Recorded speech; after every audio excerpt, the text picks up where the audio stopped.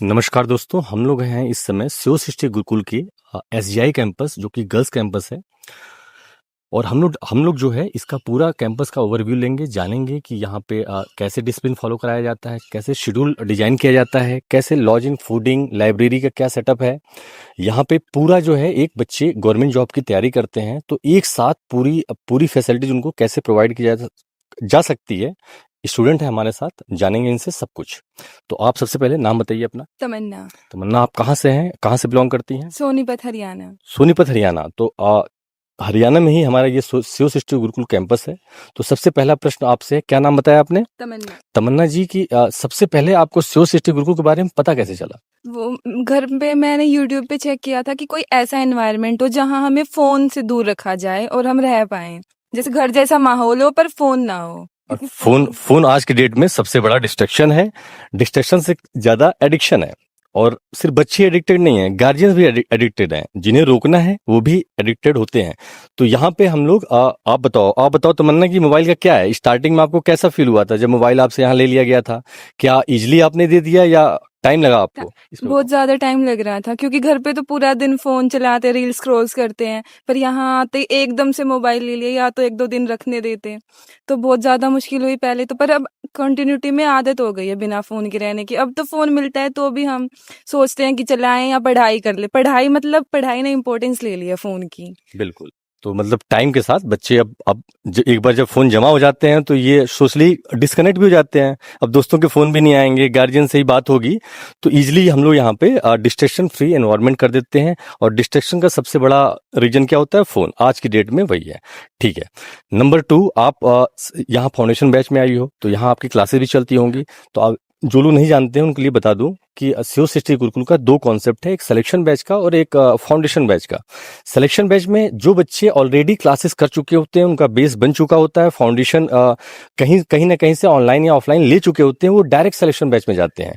But यहाँ foundation batch में क्या होता है कि बच्चे बिल्कुल बिगनर होते हैं, यहाँ आते पहले सबसे पहले आएंगे तो उनकी फाउंडेशन क्लासेस होती हैं।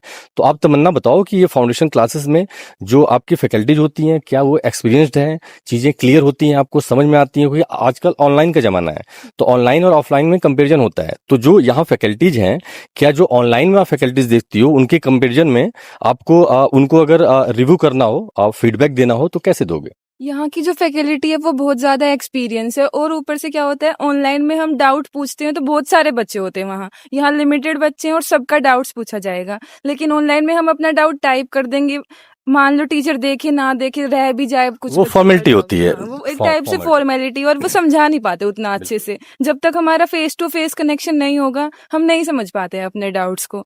तो यहाँ यही बेस्ट है कि हम फेस टू फेस पूछ सकते हैं, टीचर तुरंत पूछ सकते हैं, डाउट आया खड़े हुए और हमने पूछ लिया।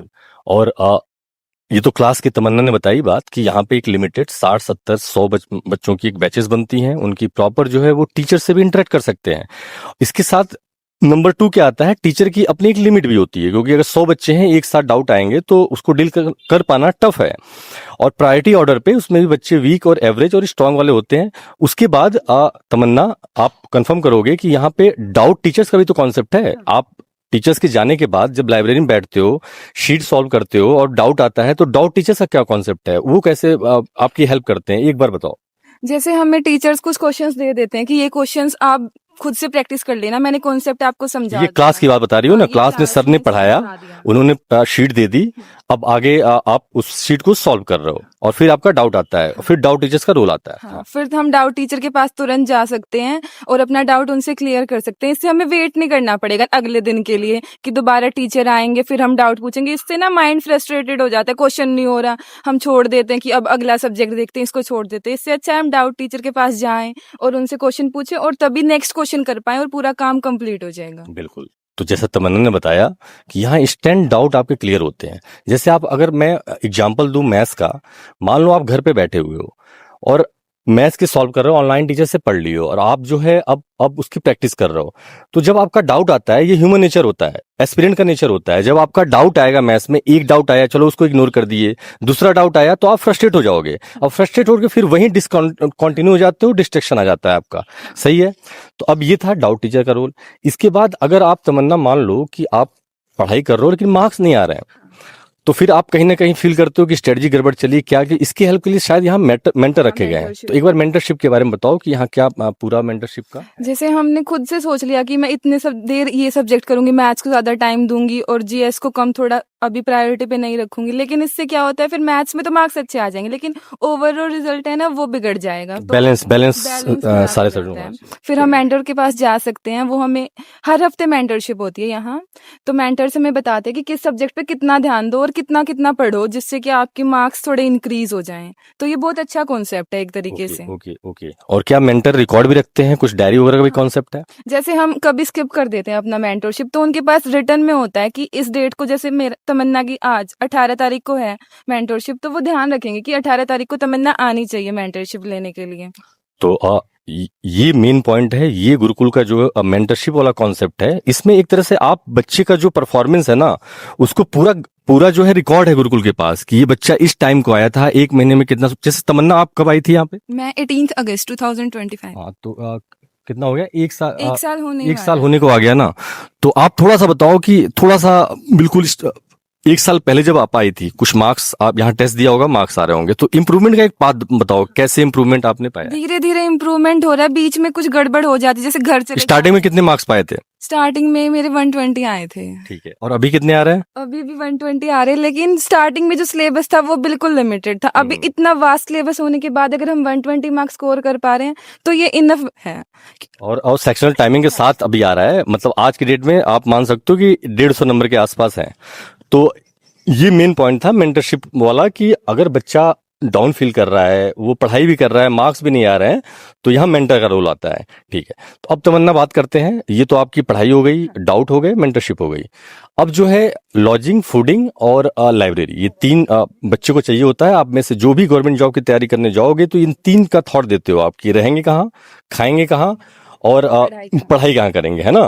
तो इन तीनों पे आप एक एक करके बताओ, पहले लॉजिंग रहने का, फिर खाने का, और फिर लाइब्रेरी का कॉन्सेप्ट क्या है, मतलब फैसिलिटीज क्या है। क्या जो ये लोग एडवर्टाइजमेंट में दिखाते हैं, रील्स वगैरह में दिखाते हैं, क्या वो फैक्ट है, क्या वो परसेप्शन है या फिर सिर्फ फैक्ट है? नहीं, जैसे भैया दिखाते हैं यहाँ पे वीडियो शूट होती है, बिल्कुल वैसे ही हमें रूम्स प्रोवाइडेड होते हैं। 4 बच्चों का रूम भी है और 6 बच्चों का कमरा भी है। जिसको जिस प्रेफरेंस में लेना है वो वैसा रूम ले सकता है। रूम्स में हमें कूलर प्रोवाइडेड है, अभी गर्मी चल रही है तो कूलर, उसमें पानी भरने के लिए पाइप भी प्रोवाइड कर रखी है ताकि बच्चों को परेशानी ना हो। और अगर सफाई वगैरह, हाँ, सफाई के लिए आंटी, डेली आंटी आती है, वो सफाई करती है। अगर फिर भी किसी को हाइजीन से दिक्कत है तो वो दोबारा आंटी को बुला सकता है कि यहाँ से सफाई रह गई, और आंटी कर देती है आराम से। ये मेन पॉइंट है, क्योंकि बाहर जब बच्चे रहते हैं तो वो अपनी साफ सफाई का, हाइजीन का नहीं मेंटेन कर पाते हैं पढ़ाई के चक्कर में। तो यहाँ प्रॉपर उनको इस बात की टेंशन ही नहीं है कि हाइजीन मेंटेन हो रहा है कि नहीं, साफ सफाई के लिए अलग से स्टाफ लगा हुआ है। ठीक है, ये लॉजिंग का हो गया। फूडिंग का बताइए, खाना कितने टाइम मिल रहा है, खाने में थोड़ा सा एक बता दीजिए कि टाइम टेबल क्या होता है, किस मतलब पूरा एक वीक का पूरा बता दो, ठीक है ना। खाने में खाना अच्छा मिलता है, हमें 3 टाइम खाना मिलता है। और अभी जैसे गर्मी आ गई है तो पहले शाम को 5 बजे चाय मिलती थी, लेकिन अब गर्मी है तो चाय को हम कम प्रेफरेंस दे रहे हैं, तो उसकी जगह अभी हमें नींबू पानी मिल जाएगा जैसे 5 बजे। तो और खाने में सुबह दूध के साथ हल्का फुल्का खाना, फिर हमें मिलता है 12 बजे लंच प्रॉपर लंच होता है। अभी गर्मी है तो साथ में लस्सी भी प्रोवाइड करते हैं। का कहना है कि यहाँ पे आपका खाना सबसे पहले पर डे जो है आपको ब्रेकफास्ट मिलेगा, लंच मिलेगा, अब टी मिलेगा, डिनर मिलेगा। ये चारों जो है आपके, मतलब खाने की टेंशन नहीं लेनी है आपको, क्योंकि एक जगह आपको सारी फैसिलिटीज प्रोवाइड की जा रही हैं। आपको बाहर गुरुकुल का माहौल दिया जाता है, एनवायरनमेंट दिया जाता है, तो आपको कोई टेंशन खाने पीने की नहीं लेनी है। तो ये हो गया फूडिंग का। अब लाइब्रेरी का बताओ, क्या लाइब्रेरी में एसी प्रॉपर काम करती है? जैसे अभी टेम्परेचर बहुत ज्यादा है, और क्या डिस्ट्रैक्शन फ्री एनवायरनमेंट रहता है, साइलेंस रहता है? लाइब्रेरी में, हर लाइब्रेरी में 2-2 एसी लगे हुए हैं, जो कि हम लाइब्रेरी टाइम शुरू होते ही एसी ऑन हो जाते हैं। बिल्कुल ठंडा ठंडा टेम्परेचर रहता है। बच्चे बिल्कुल साइलेंस में, आप कभी भी विजिट करो फिर देखो माहौल लाइब्रेरी के क्या होते हैं। तो ये लॉजिंग, फूडिंग और लाइब्रेरी का कॉन्सेप्ट हो गया। अब at last but not the least, security, क्योंकि गार्जियन जो है जब बात गर्ल्स की होती है तो थोड़ा एक्स्ट्रा सिक्योर होते हैं। तो आप थोड़ा सिक्योरिटी में बताओ कि 1 साल आपको हो गया, क्या कोई सिक्योरिटी में लैप्स देखा, और सिक्योर इस कैंपस को कैसे सिक्योर किया जाता है? गार्ड्स की हेल्प से आप बाहर जाते हो, कैसे ट्रैक किया जाता है, ये सारा एक बार बताओ व्यूअर्स को। अगर हमें घर जाना होता है तो पहले हम अपने पेरेंट्स से फ़ोन पे बात करवाते हैं, उसके बाद हमें एक लीव रिपोर्ट साइन करनी होती है जाने से पहले, फिर हमें गेट पास दिखाना होता है गार्ड अंकल को। वो गेट पास प्रॉपर चेक करते हैं, हमारा एक फ़ोटो लेते हैं कि अभी हम बाहर जा रहे हैं, जिससे हमें पता चले, पेरेंट्स को पता चले कि किस टाइम हमारा बच्चा बाहर गया है। फिर वो हमें बाहर जाने देते हैं और सेम आने के टाइम पे होता है। हमें प्रॉपर एंट्री करनी पड़ती है, आगे लीव रिपोर्ट फिर से फिल करनी होती है कि हम इस दिन गए थे और इस दिन हम वापस आ गए हैं। तो मतलब एक प्रॉपर सिक्योर एनवायरनमेंट है यहाँ पे। हाँ, तो जैसा कि तमन्ना ने बताया कि एनवायरनमेंट बिल्कुल सिक्योर है, लॉजिंग, फूडिंग, लाइब्रेरी सब कुछ बढ़िया है, पढ़ाई लिखाई और आपका मेंटरशिप, गाइडेंस, डाउट टीचर सब कुछ प्रॉपर है। और आप अगर इसको फिजिकली एक बार आके अगर आप सीरियस हो, आपकी बच्ची अगर गवर्नमेंट जॉब की सरकारी नौकरी की तैयारी कर रही है, तो एक बार जो है फिजिकली आपके बच्ची के साथ आप विजिट करो और फिर डिसाइड करो कि एडमिशन लेना है कि नहीं। अपनी अभी नई बैच रिसेंटली स्टार्ट होने जा रही है, तो जो भी गार्जियंस जो हैं, जिन भी गार्जियंस के बच्चे अगर बच्ची है तैयारी करना है बिल्कुल distraction free environment, mobile free environment में, तो एक बार जरूर विजिट करें। धन्यवाद, बहुत बहुत धन्यवाद।